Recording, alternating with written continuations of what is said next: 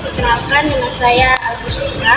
Saya dari Universitas Negeri Islam, Prodi Ilmu Perpustakaan. Di sini saya ingin mewawancarai tentang arsip-arsip yang terdapat di museum.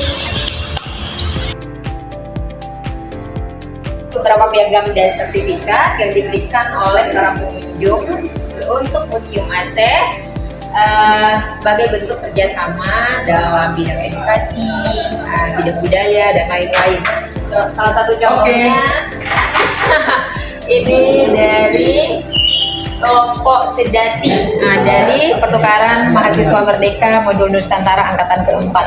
Juga yang lain-lain dari berbagai birokrasi, juga dari berbagai universitas yang ada di Aceh dan di Indonesia.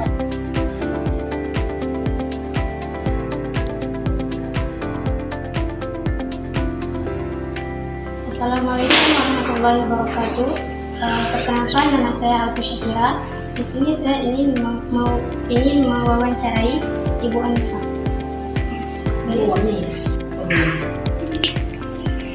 Bagaimana sistem pengusutan arsip di sini? Jadi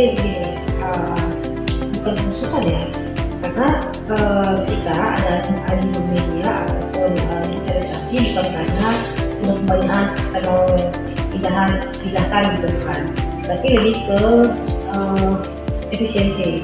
Jadi yang pertama efisiensi agar pengunjung atau turis itu lebih mudah dapat melihat koleksi naskah dan meneliti isinya. Yang kedua juga agar merawat, jadi menjaga naskah atau arsip yang hard copy-nya yang asli itu agar terjaga. Jadi semakin sering kontak atau sering disentuh itu kan akan merusak naskahnya dan juga nggak baik untuk orangnya gitu. Kan dia Bagaimana sistem biasanya cara penyimpanan arsip secara digitalisasi menggunakan aplikasi atau website?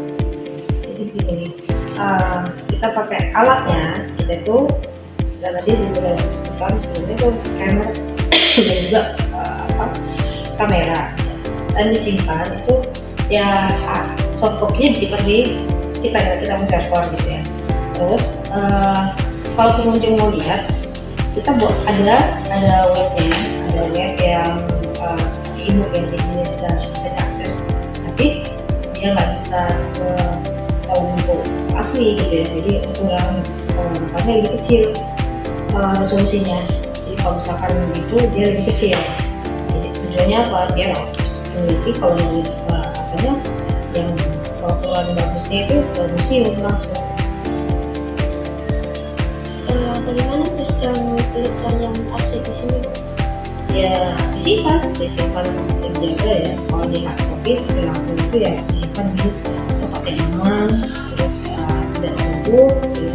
Terus di ruangan yang suhunya suhu ruang yang itu menjaga naskahnya agar nggak terlalu lembab atau terlalu kering. Sekian dari saya. Assalamualaikum warahmatullahi wabarakatuh.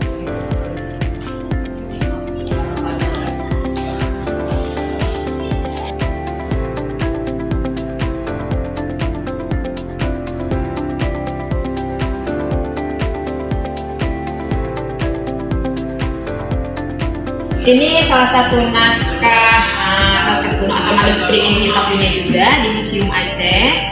Tapi ini kan kita punya tema ini jalur rempah perdagangan internasional. Nah kalau yang satu ini lebih ke bagian ilmu astronomi.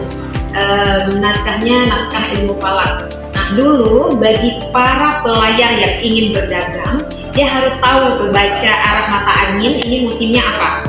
Musimnya hujan kah atau anginnya gimana gitu. Jadi supaya dia bisa memprediksi kalau pergi bulan Februari misalnya baru pulang bulan kapan baru boleh, karena dia harus mengikuti arah mata angin. Nah jangan sampai kita anginnya bertiup ke sini terus pelayarnya dari sini ke sana, itu kan bisa badai dan lain-lain kan. Nah, jadi pentingnya untuk mengetahui tentang ilmu astronomi. Nah ini naskahnya salah satunya tentang ilmu falak. Nah bicara tentang jalur rempah, kita juga punya yang namanya naskah mujarobat. Naskah mujarobat itu isinya tentang resep obat-obatan. Dulu banyaknya di dalam kitab Majul Muluk yang fungsinya adalah misalnya mereka cari rempah ini gunanya untuk apa? Resep obat.